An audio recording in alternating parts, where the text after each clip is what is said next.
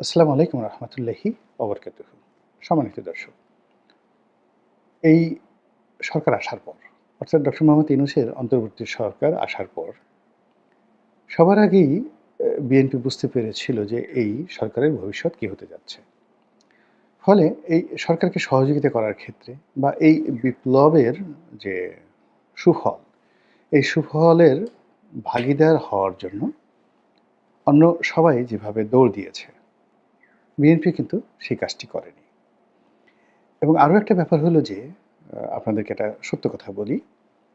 এই সরকারের তত্ত্বাবধায়ক সরকার বা অন্তর্বর্তীকালীন সরকারের উপদেষ্টা হওয়ার জন্য অন্ততপক্ষে ১ ডজন লোকের কাছে প্রস্তাব পাঠানো হয়েছিল। তারা খুবই বিনয়ের সঙ্গে এই প্রস্তাব তারা প্রত্যাখ্যান করেছেন। নাম ধরে, ধরে আমি তাদের বলতে পারি। এখন তাদের সঙ্গে যখন আমার দেখা হয় এবং আমরা যখন আলোচনা করি, সবাই বলেন যে, "আলহামদুলিল্লাহ, আল্লাহ কি যে আমাদের প্রতি রহম করেছেন। যদি আমরা সেদিন শপথ নিতাম বা আমরা সেদিন যদি উপদেষ্টা হতাম, তাহলে আজকে আমাদের এই সমাজে হাঁটার মতো অবস্থা থাকতো না।" দ্বিতীয়ত, যদি সরকারের পতন ঘটে বা নিয়মতান্ত্রিকভাবেও যদি সরকারের ক্ষমতা হস্তান্তর হয়, তাহলে এই সরকারের যারা কর্তা ব্যক্তি রয়েছেন, তারা আমাদের এই সমাজে একেবারে মঈনুদ্দিন ফখরুদ্দিনের মতো, ব্রিগেডিয়ার বাড়ির মতো অপাঙ্ক্ত হয়ে পড়বেন এবং তাদেরকে এই দেশ ছেড়ে চলে যেতে হবে। এরকম একটা পরিবেশ পরিস্থিতির কথা বলছেন তারা, যাদেরকে প্রস্তাব দেওয়া হয়েছিল যে, "আপনারা আসেন, উপদেষ্টা হন।" এই গেল একটা গ্রুপ। দ্বিতীয় যে রাজনৈতিক যে বিষয়টি রয়েছে, সেটি হলো ১ম এ তারা চেষ্টা করেছিল যে একটি জাতীয় সরকার গঠন করার জন্য এবং জাতীয় সরকার গঠন করে আ সেই সরকার দীর্ঘমেয়াদে কাজ করবে, এরকম একটা পরিকল্পনা তাদের ছিল।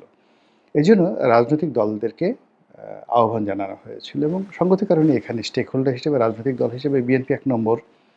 যদি জাতীয় সরকার হতো, তাহলে এখানে শতকরা 80% যে সিট, যাকে বলা হয় আ উপদেষ্টাদের যে সিট, এটি বিএনপির থাকতো 80%।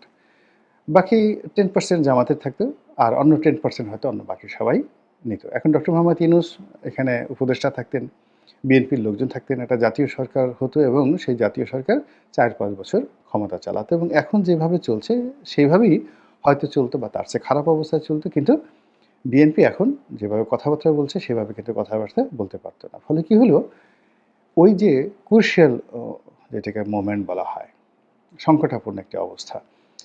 যখন কারো মাথা ঠিক ছিল না, ডক্টর মোহাম্মদ ইউনূস চিন্তা করার সুযোগ পাননি। জনাব যাকে বলা হয় আসিফ নজরুল চিন্তা করার সুযোগ পায়নি। তিনি তো ভয় পেয়ে গেছেন। তাকে যখন ক্যান্টনমেন্ট থেকে ডাকা হলো, তার স্ত্রী নাকি বলেছেন যে, "তুমি এখানে যেও না, আ যেকোনো জিনিস হতে পারে।" তারপর জামাতের আমিরকে যখন ফোন করা হলো, তার এক আত্মীয় সেনাবাহিনীতে চাকরি করেন, ফোন করার পরে তিনিও যেতে অস্বীকৃতি জানিয়েছিলেন। কিন্তু পরবর্তীতে তাকে যখন আশ্বস্ত করা হলো, তখন তিনি সেখানে গিয়েছেন। তারপর অন্যান্য যারা ছোট, ছোট রাজনৈতিক দলে যারা নেতৃবৃন্দ রয়েছেন, অনেকে গিয়েছেন, অনেকে যাননি। আমন্ত্রণ পাওয়ার পর যাননি, অনেকে চেষ্টা করেছেন কিন্তু পৌঁছাতে পারেননি। যেমন আ মাহমুদুর রহমান মান্নান সাহেব পৌঁছাতে পারেননি। ফলে তিনি ক্যান্টনমেন্টে না গিয়ে বঙ্গভবনে গিয়েছেন। জুনায়েদ সাকি তিনি ডাক পাওয়ার সঙ্গে, সঙ্গে গিয়েছেন। সেখানে গিয়ে উপস্থিত হয়েছেন। ফলে কি হলো? জুনায়েদ সাকিকে নিয়েও কিন্তু এখন অনেকে বলার চেষ্টা করছেন যে তিনি এই যে মাস্টার মাইন্ড, যাদেরকে বলা হয় সেই মাস্টার মাইন্ডদের মধ্যে তিনি অন্যতম। মানে মাহফুজ, সার্জিস, তারা যে আন্দোলন করেছে বা ডক্টর মোহাম্মদ ইউনূস যে সরকার গঠন করেছে, এটা যদি ভোলা বলা স্বাভাবিক হয় সেটা এক ধরনের, আর যদি এটার পেছনে কোনো মাস্টার মাইন্ড সংক্রান্ত ম্যাটিকুলাস কোনো ডিসিশন থাকে, এই ডিসিশনের সঙ্গে যারা ডাক পাওয়ার সঙ্গে, সঙ্গে দৌড় দিয়েছেন তারাও জড়িত আছে। এখন তারা ডাক পাওয়ার সঙ্গে, সঙ্গে জড়িত নেই, মানে গেছেন এবং তারা যে মাস্টার মাইন্ডের সাথে জড়িত না, এটি আবার বোঝানোর জন্য কিন্তু ইতিমধ্যে অনেকে জামাতের আমির বিবৃতি দিয়েছেন এবং একাধিকবার তিনি বলেছেন যে একটা পরিবেশ পরিস্থিতির কারণে তিনি সেখানে গিয়েছেন। আর ডক্টর মোহাম্মদ ইউনূস, তিনি যে একেবারে সরল সোজা কই মাছটি ভাজা খাওয়া তো দূরের কথা, একটা মানে কাঁটাবিহীন টুনা মাছের টুকরাও তিনি যে উল্টে খেতে জানেন না। এইজন্য তিনি খুব সহজ সরলভাবে বলেছিলেন যে, "আমি যখন হাসপাতালে ছিলাম রে বাবা, আমাকে যখন বলা হয়েছে, আমি তখন হাসপাতালে ছিলাম। আমি বলেছি আগে হাসপাতাল থেকে ছাড়া পেতে হবে। কবে নাগাদ ডাক্তাররা ছাড়া দেয় তার আগে তো আমি বলতে পারব না। আর আমি নিজে তো এই লাইনের লোক না। তো এই কথাগুলো বলে তিনি সাধারণ মানুষের যে সহানুভূতি নেওয়ার চেষ্টা করছেন এবং তিনি যে এই সরকার পরিবর্তন করার ক্ষেত্রে, এই আন্দোলনের ক্ষেত্রে মাস্টার মাইন্ড নন, যেটা তিনি নিজের মুখে বলেছেন, বা ম্যাটিকুলাস কোনো ডিজাইনের অংশীদার নয়, সেই কথাটা এখন তিনি প্রমাণ করার জন্য যখন যা মনে আসে একেবারে আ শিশুর মতো পটাপট করে, দেবশিশু, আমি এখানে শিশু বলব না, দেবতার যে দেবশিশু, সেই দেবশিশুর মতো তিনি ফটফট করে সবকিছু বলে দিচ্ছেন যে, "না রে বাবা, আমি এর সঙ্গে জড়িত না। আমি আগেই জড়িত ছিলাম না। এবার বলেছে তাই এসেছি। এত কিছু চিন্তা ভাবনা করে আসিনি।" তো আবার ডক্টর মোহাম্মদ আসিফ নজরুল সাহেবের কথা এইভাবে বললাম। অনেক আরো যারা একটু বেশি চালাক, তারাও আ তারা এই ঘটনার সাথে জড়িত নয়, এগুলো বলার চেষ্টা করছেন। এর কারণ হলো অনেকগুলো সমস্যা কিন্তু দেখা দিয়েছে। সেই সমস্যা হলো এখন অনেকে বলছে যে আওয়ামী লীগের লোকজন বলছে আমাদের ৩,০০০ লোক শহীদ হয়েছে। মানে টোটাল সরকার তালিকা করেছে ৯০০ সামথিং। তো ৯০০ সামথিং যদি তালিকা করে থাকে যারা এই গণ অভ্যুত্থানের মধ্যে মারা গেছে, এর মধ্যে সবাই যে রাজপথের বিএনপির লোক, জামাতের লোক, সাধারণ লোক তা নয়। এর মধ্যে ২-১ জন আওয়ামী লীগ থাকতে পারে। কিন্তু এই ঘটনাকে আবার পাশ কাটিয়ে তারা বলছে ওই তালিকার বাইরে তাদের আরও ৩,০০০ লোক নিহত হয়েছে এবং তারা বলছে যে এই ৩,০০০ লোক শহীদ, আওয়ামী লীগের লোক শহীদ। তো এই কথা তো তারা যে বলেছে টুডে টুমোরো মার্কেটিং করতে থাকবে এবং রাজনীতিতে যদি তারা শেষ হয়ে যায়, আলহামদুলিল্লাহ শেষ হয়ে গেল। কিন্তু যদি তারা শেষ না হয় তাহলে এই ৩,০০০ লোক যে শহীদ মারা গেছে এটার মানে যে যাতাটা, গুঁতোটা কার ঘাড়ের উপর পড়বে? এই গেল ১। ২ নম্বর হলো যে আ অনেক পুলিশ নিহত হয়েছেন, অগণিত।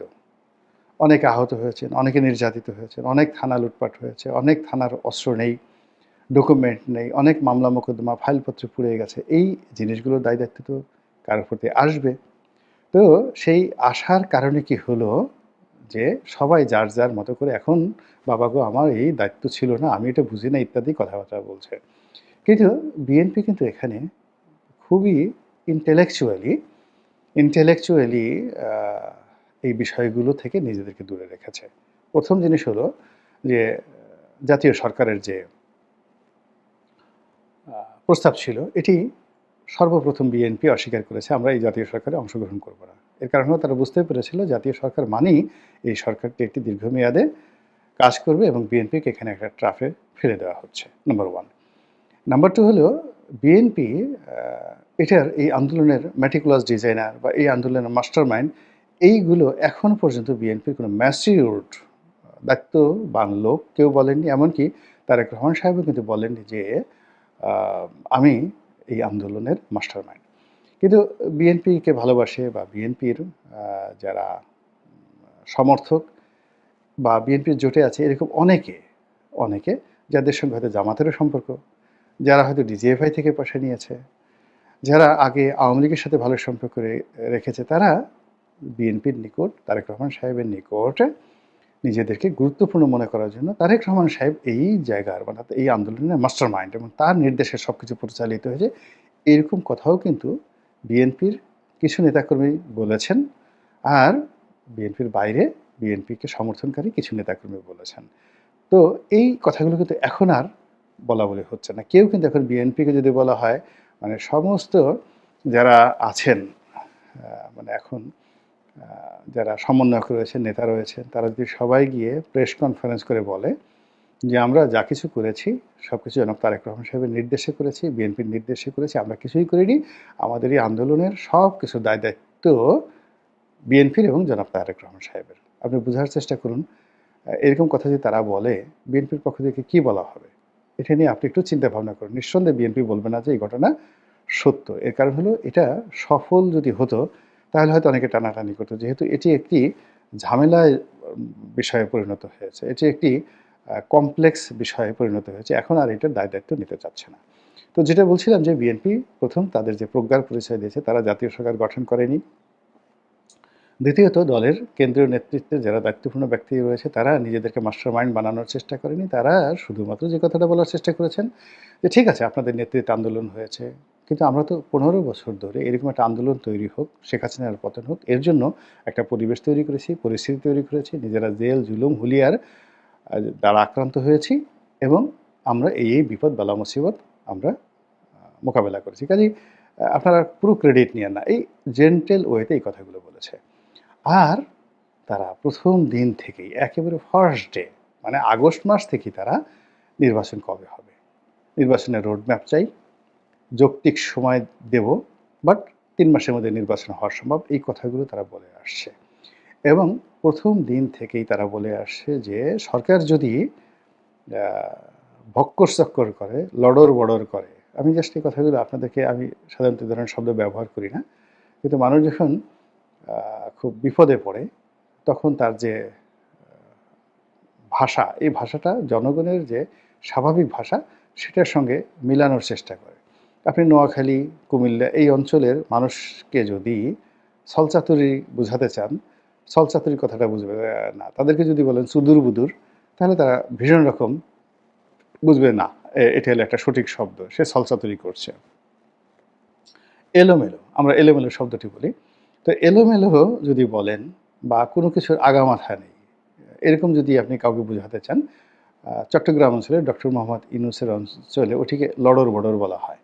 তো লড়র-বড়র সবকিছু লড়র-বড়র হয়ে গেছে। একটার সঙ্গে আরেকটা মিশে গেছে এবং ডক্টর মোহাম্মদ ইউনূস এই প্রথমেই লড়র-বড়র শব্দটি বলেছেন। তো এরকম অনেকগুলো শব্দ রয়েছে, যে শব্দগুলো বললে মানুষ খুব সাধারণভাবে বুঝতে পারে। তারই ধারাবাহিকতায় আমি ওই শব্দগুলো বললাম আরকি।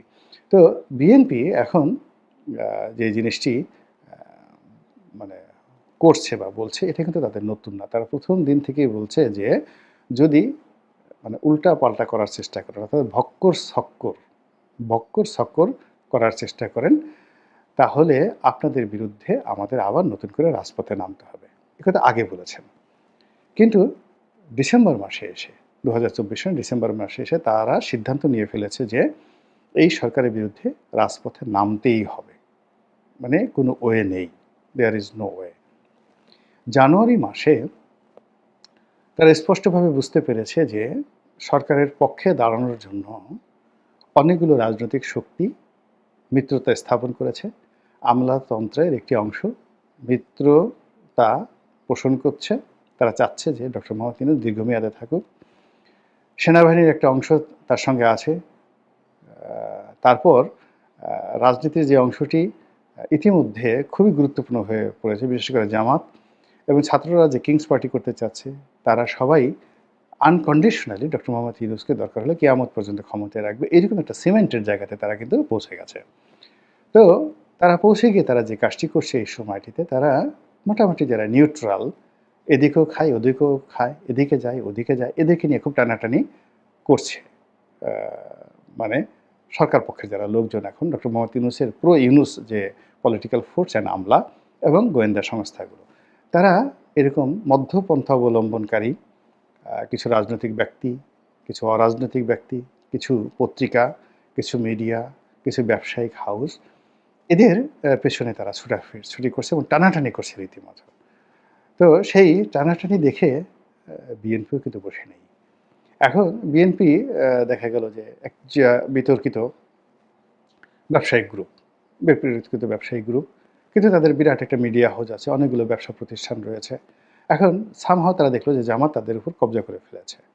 তো ওখানে তারা আর সুই ফুটাতে পারছে না। ফলে তারা কী করলো, বিকল্পভাবে তাদের কাউন্টার যে ব্যবসায়িক গ্রুপ রয়েছে, যাদের শাস্তি বিএনপি একসময় চাইতো, কিন্তু এখন দেখা গেল তাদের সঙ্গে বিএনপি সখ্যতা করছে, বন্ধুত্ব করার চেষ্টা করছে, তাদের অনেক দাবি দেওয়া তারা মেনে নিচ্ছে, তাদেরকে আশ্বাস দিচ্ছে এবং এই রিয়ালিটিতে দেখা গেল যে পুরো রাজনীতির অঙ্গন ২০২৫ সনের জানুয়ারি মাসে এলোমেলো হয়ে গেছে এবং সেই এলোমেলো রাজনীতিতে এখন বিএনপির একমাত্র প্রধান কাজটি হলো যোগ্য মিত্র খুঁজে বের করা এবং সেটার জন্য তারা চেষ্টা করছে। কিন্তু আলটিমেটলি যে ঘটনা ঘটছে যে আওয়ামী লীগ ছাড়া শক্তিশালী যে মিত্রগুলো আছে এগুলো সব কিন্তু জামাত নিয়ে নিয়েছে।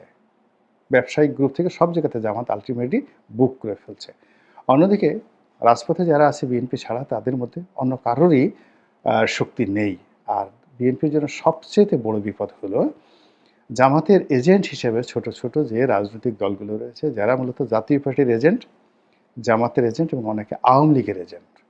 সেই মানুষগুলোকে এখন বিএনপি তার অন্দরমহলে ঢোকাতে বাধ্য হচ্ছেন এবং দলের শীর্ষ নেতৃত্ব থেকে শুরু করে অনেকেই তাদের সাথে ঘন্টার পর ঘন্টা কথাবার্তা বলছেন এবং এই সকল কথাবার্তার যে হাস্যরসাত্মক যে বিষয়গুলো, দুর্বলতাগুলো, এগুলো আবার অডিও আকারে, ভিডিও আকারে বিএনপির যারা প্রতিপক্ষ তাদের হাতে পৌঁছে যাচ্ছে এবং সেখানে গিয়ে বিএনপিকে নিয়ে রীতিমতো ট্রল হচ্ছে। আবার বিএনপিকে নিয়ে যে ট্রল হচ্ছে সেগুলো আবার বিএনপির জায়গা মতো পৌঁছে দিচ্ছে, ফলে বিএনপি মোরালি দুর্বল হয়ে পড়েছে। আর এই দুর্বলতার মধ্যেই যে রাজনীতির উত্থান-পতন, সেই উত্থান-পতন নির্বাচনের দিকে যাচ্ছে নাকি অনির্বাচনের দিকে যাচ্ছে, সেটি এখন দেখার বিষয়। আল্লাহ আমাদের সবাইকে হেদায়েত দান করুন এবং হেফাজত করুন। আসসালামু আলাইকুম ওয়া রাহমাতুল্লাহি ওয়া বারাকাতুহু।